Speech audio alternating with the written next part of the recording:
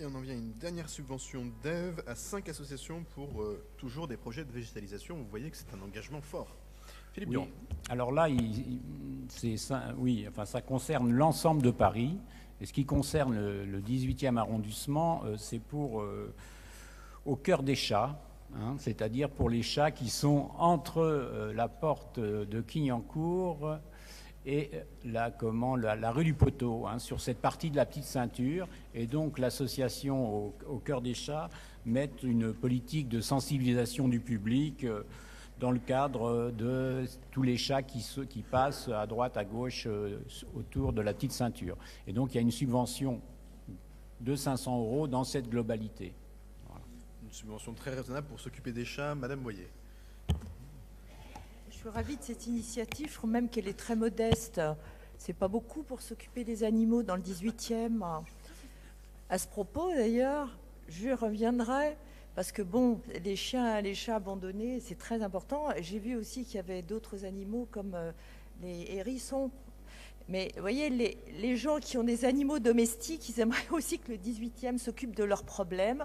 Il n'y a pas une ville en France qui se respecte qui n'a pas, par exemple, des sacs pour les déchets. Par exemple, à côté des poubelles. Enfin, bon, nous y reviendrons parce que c'est vraiment un sujet qui intéresse de plus en plus, notamment la place de l'animal dans la ville. C'est vrai que, monsieur le maire, vous avez dit qu'il ne fallait pas avoir d'animaux parce qu'en ville, il ne fallait pas en avoir. Eh bien, nous reprendrons ce débat parce qu'à mon avis, là, vous avez tort. J'ai dit que je ne voulais pas personnellement avoir d'animaux.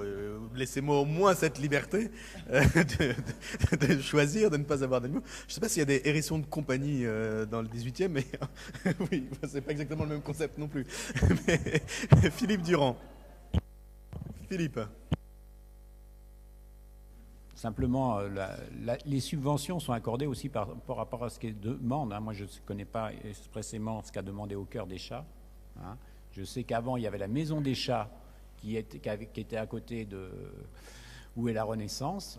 Et là, ils s'occupaient de la petite ceinture. C'est une continuité. Il y a des petites maisons de chats sur la petite ceinture. Voilà. Après, les moyens ou les demandes des associations par rapport à l'entretien et la sensibilisation du public au niveau des chats errants sont très modestes. Ils ne demandent pas énormément de moyens.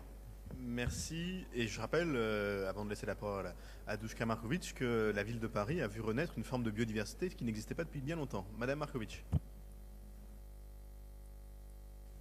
Allô ? Ça fonctionne ? Super.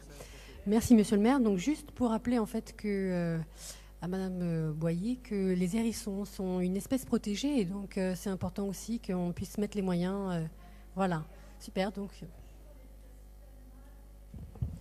Très bien, mais nous aussi. Très bien, nous aussi, voilà, c'est pour ça que les projets comme ça sont des bons projets.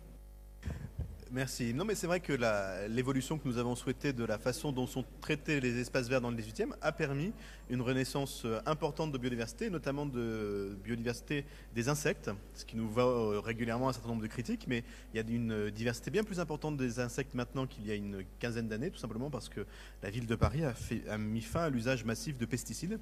Et je pense qu'il faut qu'on se réhabitue aussi à avoir un peu plus de nature en ville. Et d'ailleurs, c'est le titre de la délégation de Philippe Durand. Donc, je vous propose de voter cette délibération à l'unanimité.